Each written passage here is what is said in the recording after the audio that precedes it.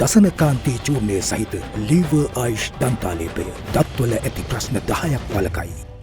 The Best Annual Reports and Accounting Awards 2022, organised by the Association of Public Finance Accountants of Sri Lanka, was held in Colombo recently. Whenever we meet the stakeholders, they always trying to talk about these interest rates are not good for the government, they have to pay high interest rates, but there's a reason. This is also one of the reasons why central bank should be an independent institution without any influence, political influence. The reason is that central banks in maintaining low and stable inflation, that is the key mandate, and central bank should have the ability to make decision on interest rates or exchange rate for that matter. Central bank should be able to determine that on an independent basis without any influence. There's a reason why. The fiscal policy obviously is a decision by the parliament. In a democratic country, people, you elect your representatives, you elect them to represent you and make decisions on public finances on behalf of you. And central banks make decisions, that has to be the right decision, not necessarily a popular decision. When the elected representatives are going to influence, obviously they would like a popular decision. This is whole idea all over the world. Why central bank should be independent is that central bank should not be influenced by a popular decision making.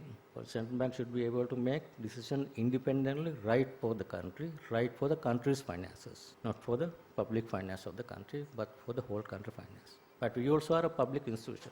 It's not a private institution. Central bank, and like any other public institutions, it should be accountable to the parliament.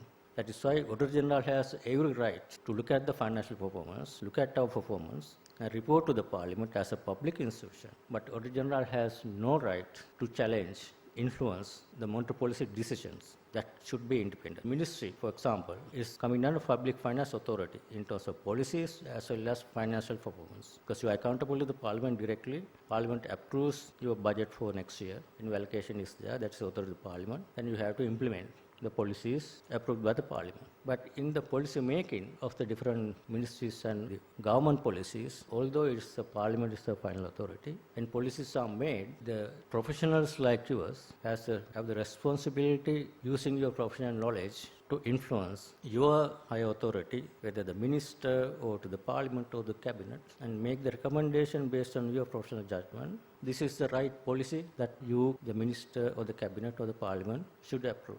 Because you all are supposed to be experts and professionals who are supposed to know the subject that you have the responsibility. Representatives are elected by the people and they come and go. But you are responsible people, professionals. When you listen to some of the debates going on right now, some of the debates that I heard even in the parliament is that current economic crisis, obviously we, the cabinet, government, also responsible for making some wrong decisions. But it's not only us. These are recommended by our professionals, those who are advising us. You also have a responsibility. That's why you need to understand your responsibility as a professionals. Based on your judgment, if you think the right policy decision is going to be made, you need to support that. If that is not going to be right based on your professional judgment, you should be able to convince your authority that this is not the right decision. This should be the right decision.